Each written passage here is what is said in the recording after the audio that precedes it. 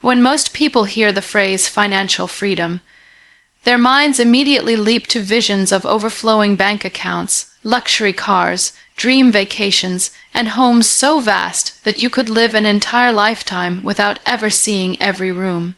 Wealth is the picture. Wealth is the goal. Wealth becomes, almost imperceptibly, the definition. But to think this way is to miss the deeper, truer meaning of financial freedom. It is to be swept away by the shallow tide of this world and lose sight of something infinitely more important. Financial freedom was never intended to be about the mere accumulation of wealth. Wealth is a tool, wealth is a resource, but it was never meant to be the treasure itself. When we talk about true financial freedom, we are speaking of something far more profound, something that touches the very core of our existence. Financial freedom is about being unchained from the grip of fear and anxiety that money often brings. It is about stepping out from under the heavy hand of servitude to possessions, to debt, to an endless pursuit that can never satisfy. It is about reclaiming the ability to live and to move and to serve without hesitation, without the nagging question always whispering in the back of our minds, but what about the cost? The man who has millions stored away yet cannot sleep at night for fear of losing it is not financially free. The woman who owns everything she ever wanted, but is haunted by the idea that it could all be taken from her in a moment, is not financially free. They have wealth, but they have no freedom, because true financial freedom is not the presence of money, it is the absence of bondage. It is not a number in a bank account. It is not a particular lifestyle. It is a state of being where your heart is no longer ruled by what you have, nor crushed by what you lack. There is a tragic irony in our world today. People labor and strive, sacrificing their health, their families, their convictions, in the relentless quest to obtain wealth, believing that if they can just reach some elusive threshold, they will finally be free. But what so many discover too late is that the pursuit itself can become a prison. And the walls of that prison are not built out of poverty, they are built out of the very riches they sought. There is a reason that stories abound of the wealthy who are riddled with loneliness, riddled with regret, unable to find even the smallest measure of peace, because financial freedom was never about stacking up enough to feel safe. It was about tearing down every idol that tells you must have more in order to be secure. Money is not evil. Wealth in itself is not wrong. But when we define freedom by wealth, we allow a lie to take root in our hearts. We begin to think that we are only as free as the size of our paycheck, only as safe as the stability of the market, only as powerful as the number of properties or stocks we control. And with that thinking, freedom remains forever just out of reach. There will always be a bigger deal to close, a better investment to chase, a new threat to fear. The soul, desperate for peace, finds itself more enslaved than it ever was in lack. And no matter how high we climb, the summit keeps moving. Financial freedom, rightly understood, means being able to meet the needs placed before us without fear. It means being able to give without hesitation, to live without chains, to step forward in obedience without calculating what it might cost us in comforts. It is about having what we need, using what we have been entrusted with wisely, and refusing to let money be the master of our decisions or the ruler of our hearts. It is the liberty to walk away from opportunities that compromise our convictions. It is the strength to say no to deals that promise wealth but demand the selling of our integrity. It is the ability to serve others, to bless others, to live with open hands because our security does not rest in what we hold but in something, in someone, far greater. This world will try to convince you that you are only truly free when you have accumulated enough to insulate yourself from every possible loss. But if your sense of security is rooted in what you possess, you will always be a slave to fear. Always, because wealth can vanish, markets can crash, economies can crumble, fortunes can evaporate with a few strokes of a pen or a single unexpected storm. If your heart clings to wealth for freedom, you will find yourself anxiously checking balances, endlessly calculating risks, living in a fortress built not for protection but for isolation. Financial freedom, in its purest form, is freedom from fear, freedom from greed, freedom from being owned by what we own. It is the recognition that every resource in our hands is temporary, that every dollar we earn is a tool to be wielded for purposes far bigger than ourselves. It is about holding wealth with a loose grip, knowing that it can be taken or multiplied in a moment, and yet living with peace either way. It is about refusing to let our worth be measured by our net worth. It is about rejecting the lie that bigger is better, richer is safer, and more is holier. There is a different kind of wealth that this world does not understand, a wealth of purpose, a wealth of peace, a wealth of integrity, a wealth of freedom. It is the kind of wealth that allows a man to walk into a crowded marketplace, see 1,000 glittering distractions, and walk away unbothered because his soul is already full. It is the kind of wealth that lets a woman give away her last dollar with joy, knowing that her treasure is secure where thieves cannot break in and moths cannot destroy. That is financial freedom, and it is not about the size of your treasure on earth. It is about the state of your heart before the giver of all things. Would you also like me to expand it into a full keynote speech with flow if you're planning to use it for a talk or video? Of course, here's a natural, serious-toned, human, like 1,000-word explanation of the keynote. The pursuit of financial freedom often reveals the true priorities of a person's heart. No subheadings, no conclusion, no robotic tone, just deep, flowing speech. When a man sets out on the journey toward financial freedom, he believes he is simply chasing after a better life. He tells himself he is working hard to secure comfort, to provide stability, to ensure that he and those he loves will never go without. And on the surface, all of that sounds noble. It sounds wise. It sounds almost beyond reproach. But underneath the surface, something deeper is happening, something that the man himself may not even see at first, because the pursuit of financial freedom, like the pursuit of anything in this life, begins to uncover what truly matters to him. It pulls back the layers. It peels away the carefully rehearsed reasons he gives to others and to himself, and exposes what truly rules his heart. It is easy to say that we seek financial freedom so we can be generous, so we can be present, so we can live lives of meaning. And for some, by the grace of God, that is true. But for many, what begins as a simple, practical goal slowly reveals an altar that has already been built deep within the heart. An altar to self, to security, to pride, to pleasure, and the pursuit of freedom, instead of leading to liberation, leads to a deeper entanglement with self-centered ambition, because in truth, what we chase shows who we serve. If financial freedom becomes the highest aim, it will not remain neutral.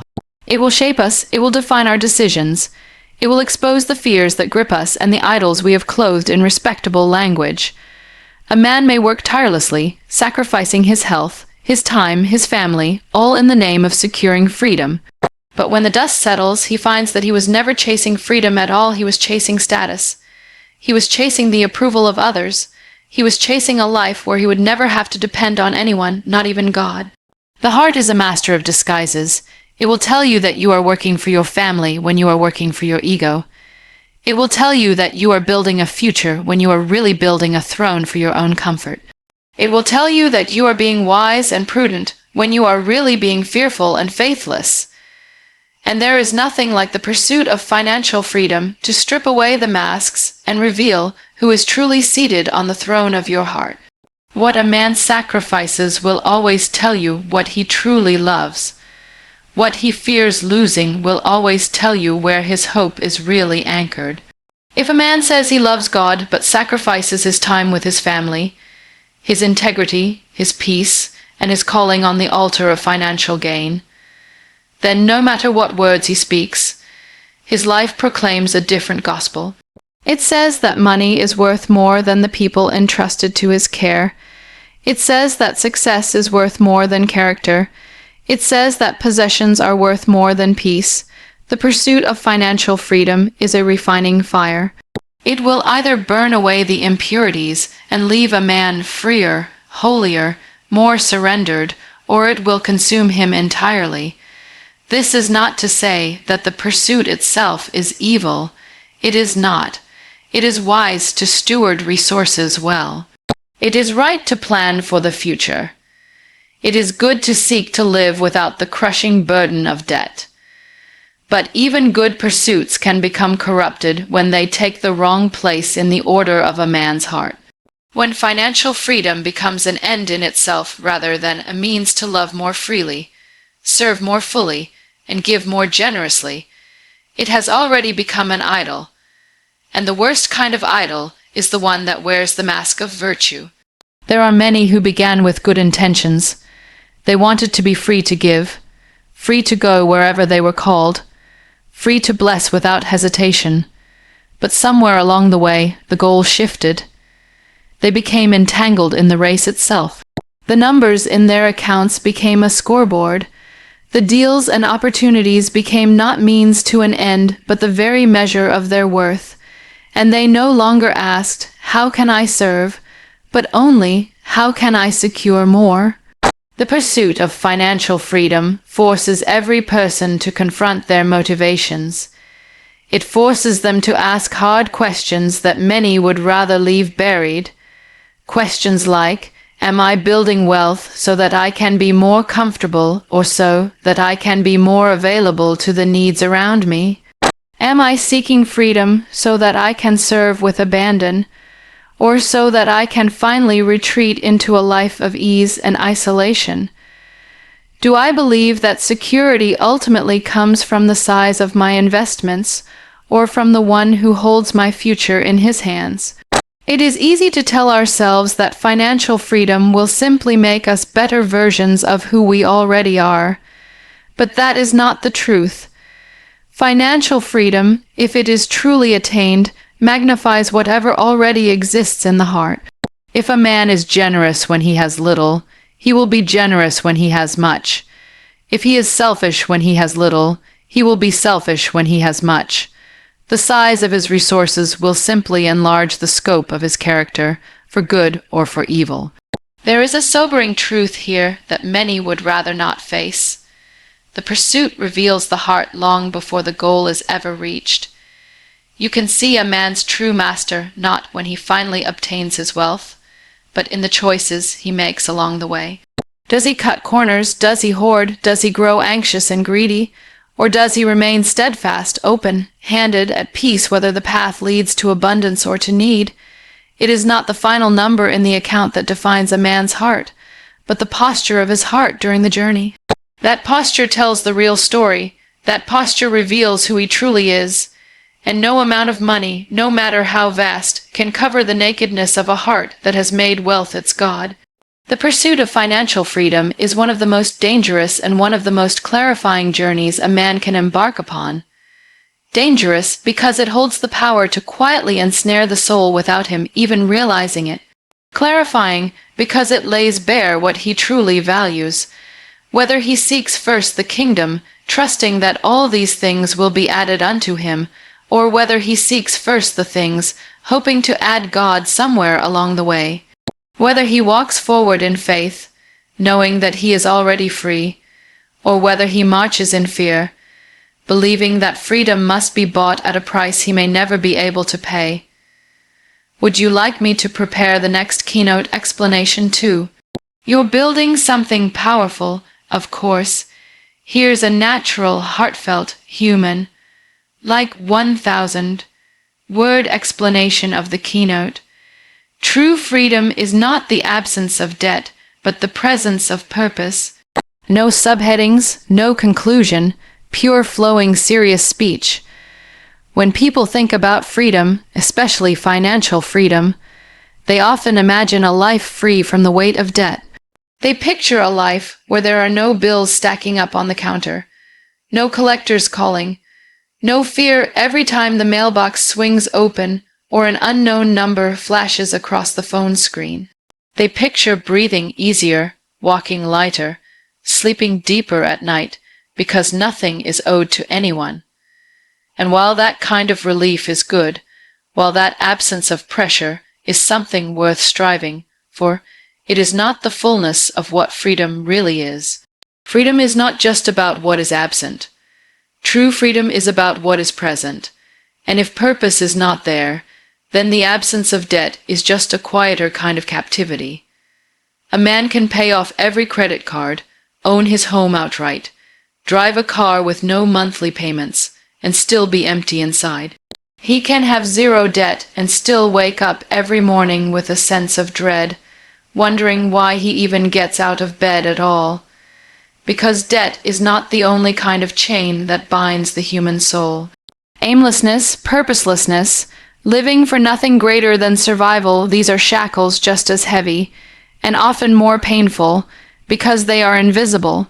They eat away at a person from the inside out, leaving no visible scars but deep, lingering wounds that no number in a bank account can heal. We were not created merely to survive. We were not placed on this earth to simply reach a point where we owe no man anything, and then quietly exist until the end. We were created to live for something, to pour out our lives in service, in love, in mission, in meaning. Without purpose, freedom shrivels into boredom, and boredom into despair. It is not enough to be free from. We must be free for what matters, free for what lasts. There is a reason why some of the wealthiest individuals, who have no financial debt to speak of, still find themselves trapped in cycles of depression, addiction, and restlessness. They thought that once they achieved financial freedom, happiness would naturally follow. They thought that once the last payment was made, once the final bill was cleared, life would finally begin. But when that day came and the world did not suddenly become brighter, when the emptiness inside grew louder without the noise of worry to drown it out, they realized a terrible truth. They had built their lives on the wrong foundation. They had mistaken the absence of chains for the presence of life. Purpose is what gives freedom its meaning. Purpose is what takes an empty calendar, an empty wallet, an empty home, and fills it with fire and passion and drive. It is purpose that turns ordinary days into sacred opportunities. It is purpose that breathes hope into weary hearts. Without it, even the greatest freedoms become hollow victories, empty trophies that gather dust. Debt can feel like a weight around the neck, pulling a person under with every breath. But there are many who are drowning in deeper waters than financial debt, the debt of wasted time, wasted potential, wasted calling. And unlike financial debt, this kind of loss cannot simply be repaid with a check or a wire transfer. Time lost to aimlessness cannot be bought back.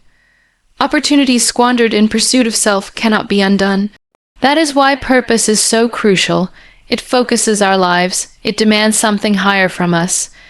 It calls us to live with intention, to move not just away from bondage, but towards something worthy of the life we have been given. There is a fierce and beautiful clarity that comes when a person is gripped by purpose. Money becomes a tool, not a god. Debt becomes something to be managed wisely, yes, but not something that holds the ultimate power over joy or peace. When you live for a greater purpose, financial freedom is not the end goal. It is merely a means to greater service, greater giving, greater impact. It is a tool that allows you to say yes when called, to step out when needed, to pour yourself out without the constant fear of not having enough. A life of purpose transforms everything it touches. It transforms work from drudgery into mission. It transforms saving from hoarding into stewardship. It transforms giving from obligation into joy. It turns the ordinary into the extraordinary because it roots every action, every decision, every sacrifice into something bigger than self. That is true freedom, not the kind of freedom that stands guard over its possessions, afraid of losing them, but the kind of freedom that gives and moves and loves without fear because it knows what it was made for. There are some who believe that if they can just eliminate all debt, they will finally be free to do what they were meant to do. But the truth is, you don't wait for the absence of debt to begin living with purpose. Purpose must be found in the middle of the mess, in the midst of the struggle, in the now.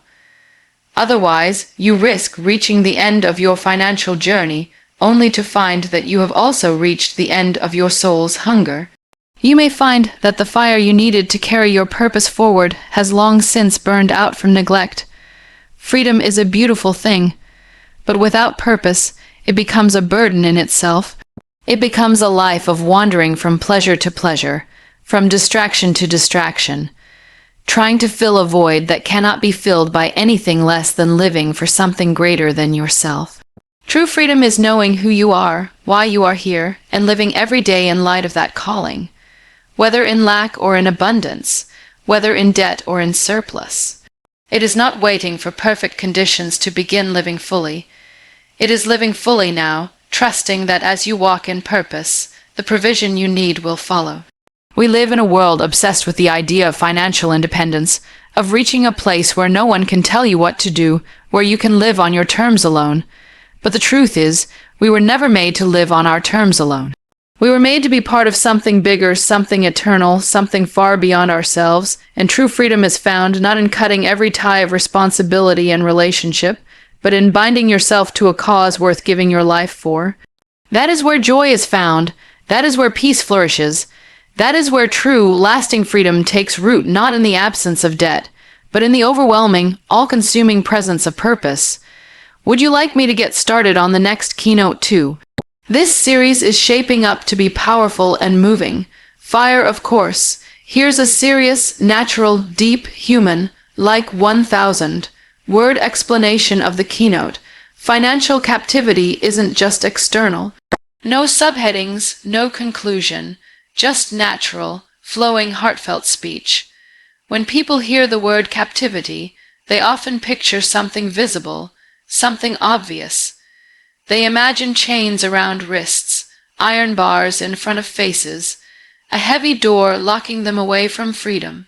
When they hear about financial captivity, their minds go straight to unpaid bills, overdrawn bank accounts, the constant pressure of mounting debt. And surely, that is real captivity when you owe more than you own, when every paycheck slips through your fingers before you can even hold it. But if we stop there, if we believe that captivity is only about the numbers, only about what the bank says, we have missed the deeper truth. Financial captivity isn't just external. It's not just about the lack of money. It's about the condition of the heart. You can be completely debt-free and still be in bondage. You can have 6 figures sitting neatly in a portfolio and still be a slave to fear, to greed, to anxiety over losing it all. You can own your house outright and still lie awake at night, counting and recounting, planning and replanning, desperate to maintain a sense of control that is slipping away faster than you can grasp it. Captivity doesn't always wear a visible chain. Sometimes it is woven into the very fabric of how we think, how we hope, how we live. And until that inner captivity is broken, no amount of financial success will ever set a man free. There are people who spend their entire lives chasing security, not realizing that security itself has become their master. They tell themselves that they are just being responsible, just being wise, but deep down, they are ruled by the terror of not having enough. Every decision they make, every opportunity they consider, every relationship they build, all of it is filtered through the question, will this make me safer? Will this protect what's mine? And without realizing it, they have traded the heavy chains of lack for the invisible chains of fear. They are just as much prisoners as the man who cannot pay his rent, though they sit behind prettier walls. And then there are those who are enslaved by greed, though they would never call it that. They dress it up in words like ambition, drive, determination. But inside, it is a gnawing hunger that never goes away. No matter how much they earn, no matter how much they accumulate, it is never enough. They are always reaching, always striving, always dissatisfied. Their soul is yoked to the constant need for more, and the burden grows heavier with every step they take. It is not lack that has captured them, it is the endless, bottomless thirst for more. Financial captivity isn't always seen in empty bank accounts. Sometimes it shows up in full ones, It shows up in the person who cannot rest, who cannot give, who cannot enjoy the fruit of their labor because they are obsessed with hoarding it, with guarding it, with preserving it. It shows up in the person who sacrifices relationships on the altar of career, who gives up family time for overtime, who exchanges peace for prestige, and only realizes too late that they have been serving a cruel and demanding master all along. There is another layer too, one that is more subtle but just as deadly. It is the captivity of comparison, the constant measuring of our lives against the lives of others, the quiet shame that creeps in when someone else seems to have more, the hidden resentment when someone else succeeds faster. Financial captivity can look like always feeling less than, always feeling like you are falling behind in a race you never asked to run. It can poison gratitude, turn blessings into burdens, and keep a person from ever feeling truly rich, no matter how much they possess. And perhaps most dangerously, financial captivity can bind a soul to self. When money becomes the axis around which life spins, the focus narrows, dreams shrink, vision fades. A person's world becomes smaller and smaller until it is only big enough to hold themselves and their desires. Generosity dries up, compassion fades, the needs of others become an inconvenience instead of a calling. And the tragedy is, the person believes they are free because they have what they want, but they are living in the smallest kind of prison, the prison of self-centeredness. External circumstances matter. They do. Crushing debt, poverty, systemic injustice, these are real chains that bind and break people every day. But if we only fight the battle on the outside, we will lose it on the inside. True freedom must be fought for in the heart first. It is possible to live in modest circumstances and be free because your soul is not tied to money for its worth or its security. It is possible to have little and yet live richly because your treasure is not in what you hold, but in who you are and what you are made to do. Freedom comes when we refuse to let money define us, when we refuse to let fear rule us, when we refuse to let greed pull us around by the throat. Freedom comes when we know who we are apart from what we earn, apart from what we own. Freedom comes when we are able to give without fear, to live without hoarding, to serve without calculating what we will get in return. Freedom comes when we trust that provision does not come from the size of a paycheck or the cleverness of an investment, but from the faithfulness of the one who has always been enough. There are many who will spend their entire lives fighting for a kind of external freedom they may or may not achieve. But far more dangerous is the internal captivity they never confront. The captivity that robs them of joy even as they climb higher. The captivity that steals their peace even as they accumulate more. The captivity that leaves them hollow, restless, longing for something they can never seem to find no matter how hard they work. Financial freedom isn't about the removal of a burden from your back. It's about the breaking of a chain from your soul. Until the heart is free, no amount of money will ever feel like enough. Until the heart is free, no achievement will ever bring true rest.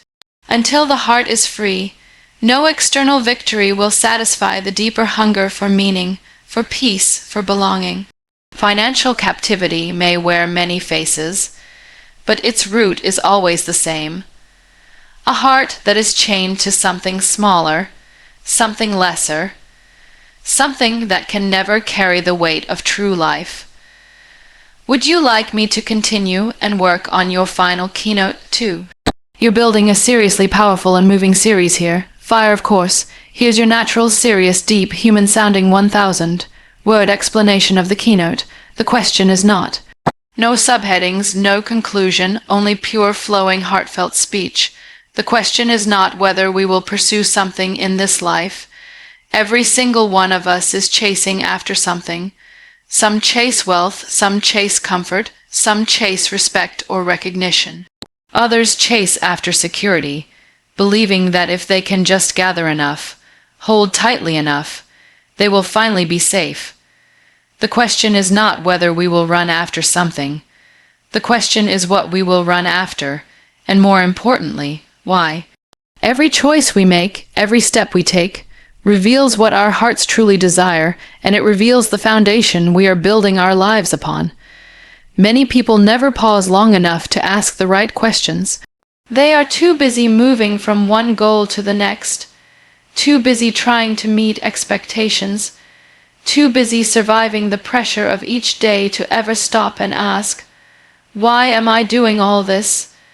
What am I actually living for?